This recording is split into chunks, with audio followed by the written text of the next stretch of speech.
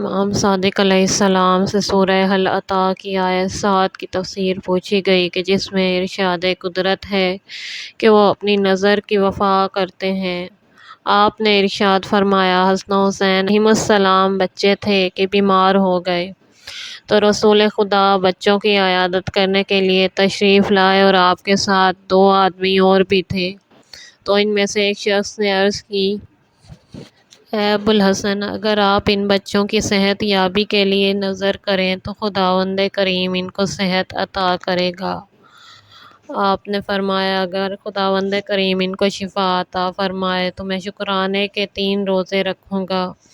جناب سیدہ فاطمہ سلام اللہ علیہا نے بھی یوں ہی کہا اور حسن و حسین نے بھی اسی طرح کہا کہ ہم بھی 3 روزے رکھیں گے، اور ان کی کنیز فضہ نے بھی ایسے ہی نظر مان لی۔ خداوند کریم نے دونوں بچوں کو صحت عطا فرمائی۔ صبح کے وقت ہم سب نے روزہ کی نیت کر لی، لیکن گھر میں کھانے کو کچھ بھی نہیں تھا۔ حضرت علی اپنے ہمسائے شمعون یہودی کے گھر گئے جو روئی کا کام کرتا تھا۔ آپ نے اس کو فرمایا، ممکن ہے تو ایک مقدار روئی کی مجھے دے جس کو بنت محمد تیرے لیے کاتے، اور تو اس کے عوض 1 صالح جو بطور اجرت مجھے دے۔ اس نے عرض کیا، کیوں نہیں، میں دیتا ہوں۔ اس نے روئی کی 1 مقدار اور 1 صالح جو آپ کو دے دیے۔ آپ اس کو لے کر گھر تشریف لے آئے اور فاطمہ زہرا سے آ کر بیان کیا۔ آپ نے بھی قبول کیا اور اطاعت کی۔ اسے 1 سیوم کو پہلے دن کا اور صالح جو سے 1 سیوم جو الگ کر کے اس کا آٹا بنایا اور گوندھ کر اس کی 5 روٹیاں تیار کیں۔ ہر ایک فرد کے لیے روٹی آمادہ کی۔ علی علیہ السلام نے نماز مغرب رسالت مآب کے ساتھ عطا فرمائی اور اس کے بعد گھر تشریف لائے۔ دسترخوان لگایا گیا اور سارے افراد دسترخوان پر بیٹھ گئے۔ علی علیہ السلام نے پہلا لقمہ توڑا ہی تھا کہ دروازے پر ایک مسکین آ گیا اور کہا، اے اہل بیت محمد صلی اللہ علیہ وآلہ وسلم، مسلمان مساکین میں سے ایک مسکین ہوں، میں بھوکا ہوں، جو آپ کھا رہے ہیں اس میں سے مجھے بھی کھانا دیں، خداوند کریم آپ لوگوں کو بہشت سے کھانا عطا کرے گا۔ علی علیہ السلام نے لقمہ دسترخوان پر رکھ دیا اور چند اشعار ارشاد فرمائے، اے فاطمہ صاحب بزرگی اور یقین، اے تمام لوگوں سے افضل و خیر کی بیٹی، آپ نے دیکھا ہے کہ دروازے پر ایک بھوکا مسکین آیا ہے جو فریاد کر رہا ہے اور وہ بارگاہ خدا میں شکوہ کر رہا ہے، حالانکہ وہ بے نوا ہے اور وہ ہمارے دروازے پر شکوہ کر رہا ہے، بھوکا اور غمگین ہے۔ اس کا وعدہ بہشت بری ہے کہ جس کو خدا کے بخیلوں پر حرام قرار دیا ہے، اور صاحب بخل قیامت کے دن غمگین کھڑا ہوگا اور وہ بخل کی جگہ جہنم میں جائے گا۔ اس کے بعد جناب فاطمہ نے قبول فرمایا اور جواب میں ارشاد فرمایا، اے میرے چچا کے فرزند، میں آپ کا حکم مانتی ہوں اور اطاعت بھی کرتی ہوں، میں نہ پست ہوں اور نہ ملامت کی سزاوار۔ آپ اس غذا کو اٹھا کر ضرورت مند کو دیں، میں اس بھوک میں خدا سے امید رکھتی ہوں اور نیکوکار جماعت کے ساتھ میں بابا کی شفاعت سے جنت میں جاؤں گی۔ اس کے بعد دسترخوان سے تمام کھانا اٹھا کر اس مسکین کو عطا کر دیا اور خود ہم سب نے پانی سے افطار کیا اور تمام افراد اسی طرح بھوکے سو گئے، اور صبح پھر سب نے روزے کی نیت کر لی اور سوائے پانی کے اور کچھ بھی تناول نہ فرمایا۔ دوسرے دن بھی جناب سیدہ نے اسی روئی کا دوسرا سیوم حصہ اٹھایا، اس کو کاتا اور پھر جو کہ دوسرے سیوم کے پیسنے کے بعد آٹا بنایا، اس کو گوندا اور پھر اس سے ہر ایک کے لیے 1 روٹی تیار کی۔ علی علیہ السلام نے نماز مغرب رسول خدا کے ہمراہ جماعت سے ادا فرمائی اور گھر تشریف لے آئے۔ دسترخوان لگایا گیا اور سب مل کر کھانا تناول کرنے ہی لگے تھے کہ پہلا لقمہ علی علیہ السلام نے توڑا ہی تھا کہ مسلمان یتیموں سے ایک یتیم دروازے پر آیا اور آواز دی، اے اہل بیت محمد، میں مسلمان یتیموں میں سے ایک ہوں اور بھوکا ہوں، اپنی غذا میں سے مجھے بھی کھانا عطا کریں، خداوند کریم آپ کو جنت کے کھانے دے گا۔ علی علیہ السلام نے اقمہ لقمہ دسترخوان پر رکھا اور فرمایا، اے فاطمہ بنت سید کریم، اے اس نبی کی بیٹی جو لئیم نہیں ہے، خدا کی قسم بھوکا یتیم آیا ہے جو آج رحم کرے گا، اللہ جو کہ رحیم ہے وہ بھی رحم کرے گا، اور اس کا وعدہ کا جنت نعیم ہے۔ بی فاطمہ نے فرمایا، میں بھی اس کو عنقریب عطا کرتی ہوں اور مجھے اس کی کوئی پرواہ نہیں ہے، اور میں اپنے پورے عیال کو خدا کے سپرد کرتی ہوں، اور آج رات میرے دونوں بچے بھوکے رہے۔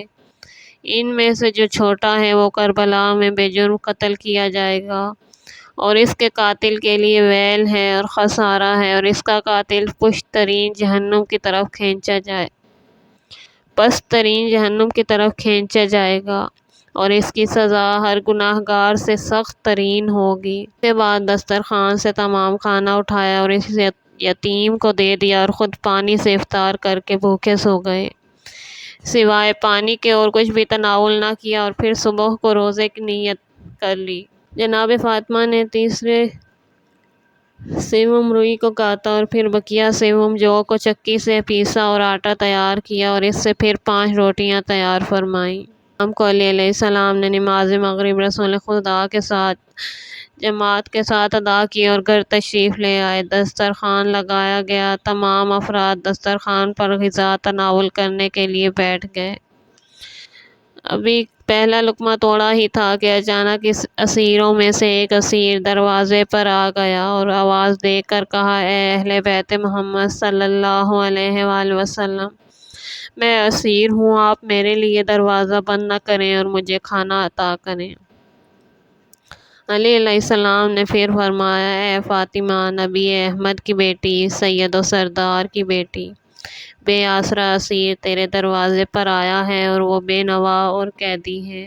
فاطمہ نے فرمایا، اب اس سالے جو سے کچھ نہیں بچا، اور میں نے ان 2 ہاتھوں سے اس سالے جو کی روٹیاں تیار کیں، اور میرے دونوں بچے بھوک میں ہیں۔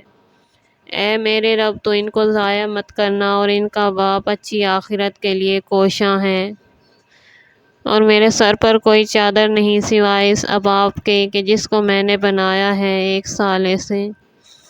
اس کے بعد سب کھانا جو دسترخوان پر تھا اس کو اٹھایا اور قیدی کو دے دیا، اور خود پانی سے افطار کر کے بھوکے سو گئے۔ صبح اٹھے تو ان میں سے کسی کا بھی روزہ نہیں تھا، لیکن ان کے پاس کھانے کو کچھ بھی نہیں تھا۔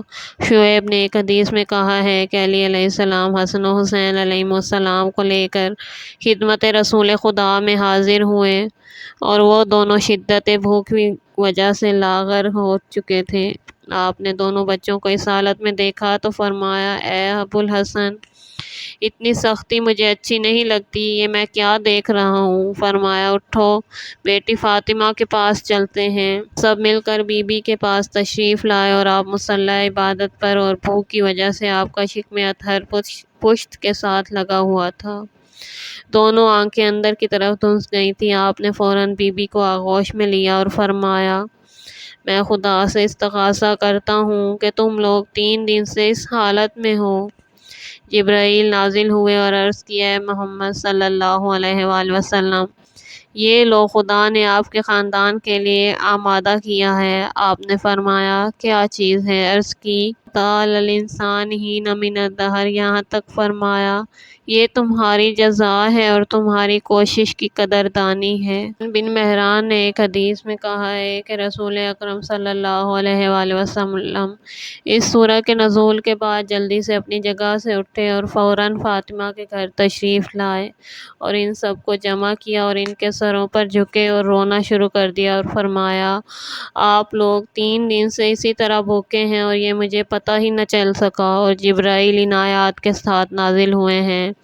فرمایا کہ وہ چشمہ ہے جو نبی کے گھر سے جاری ہوتا ہے اور انبیاء اور مومنین کے گھروں کی طرف رواں ہے، اور وفا کرتے ہیں اپنی نظر کی۔ اس سے مراد علی و فاطمہ، حسن و حسین اور ان کی کنیز حفصہ ہے، اور وہ اس دن سے ڈرتے ہیں کہ جس کا شر دائمی اور سخت ہے، اور وہ کھانے کی طرف اشتیاق رکھنے کے باوجود بھی دوسروں کو کھلاتے ہیں، اور وہ مسلمان مسکینوں میں سے مسکین اور مسلمان یتیموں سے یتیم اور مشرکوں میں سے اسیر کو کھانا کھلاتے ہیں، اور جب ان کو کھلاتے ہیں تو کہتے ہیں، صرف ہم نے تم کو خدا کی رضا کے لیے کھانا کھلایا، ہم تم سے کوئی جزا اور شکریہ کا ارادہ نہیں رکھتے۔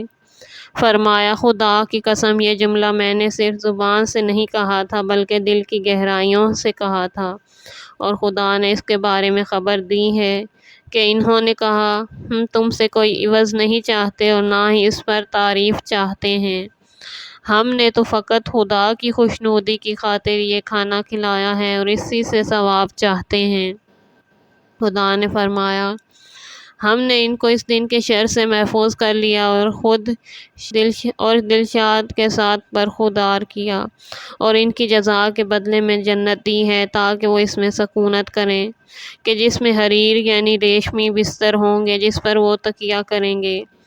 مراد وہ تخت ہیں جن پر نہ سورج کی گرمی ہوگی اور نہ سردی ہوگی۔ ابن عباس فرماتے ہیں اہل جنت جنت میں ایک روشنی دیکھیں گے جو سورج کی روشنی کی مانند ہوگی، جس سے پوری جنت روشن ہو جائے گی۔ اہل جنت آواز دیں گے اے پروردگار، تو نے قرآن میں ارشاد فرمایا تھا کہ جنت میں سورج نہیں ہوگا، یہ کیا ہے؟